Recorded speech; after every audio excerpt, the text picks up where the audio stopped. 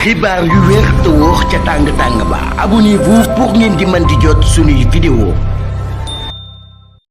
dal leen ak jàmm seen chaîne bi di Buzz 221 HD kii di Seydou Gassama di secrétaire général bu Amnesty International ci réewu Sénégal ginnaaw ba rappeur bi di Thiat génnee daal di xamal sénégalais yi que ne loi interprétatif bu Amnesty bi nga xam ne moom la waa parti bii di Pastef na ma dugal biir assemblée nationale moom moo gën a dangereux car bloquant bi nga xam ne moom la fi Abdoulaye Wade amaloon te si li ni mel waa parti bii di Pastef daal di koy sampal ay laaj jëmale ko si fan la nekkoon ginnaaw ba président Macky Sall di daan boom sénégalais yi fan la nekkoon ginnaaw ba président Macky Sall jàppee woon lu tollook plus de 1000 détenus fan la nekkoon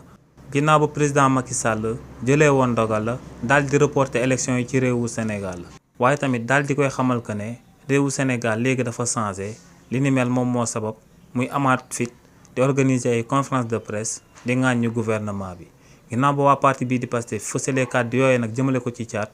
kii di Seydou Gassama daal dina leen siy tontu kii di Seydou Gassama ne waa parti bii di Pastef mën nañoo daal di tontu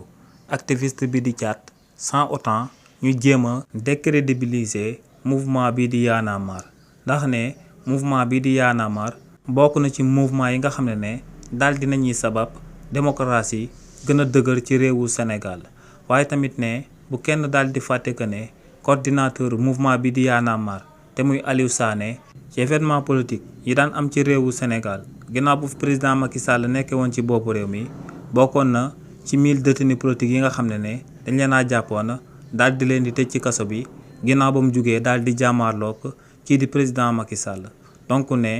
mouvement Y'en a marre dañ ko war a respecter ci réewu Sénégal si lu mu participer ci résistance bi jëmale ko ci président Macky Sall ak lu muy consolider ak i démocratique yi ci réewu Sénégal. xibaar yu wér te wóor ca tàng ba abonnez-vous pour ngeen di mën di jot suñuy vidéo.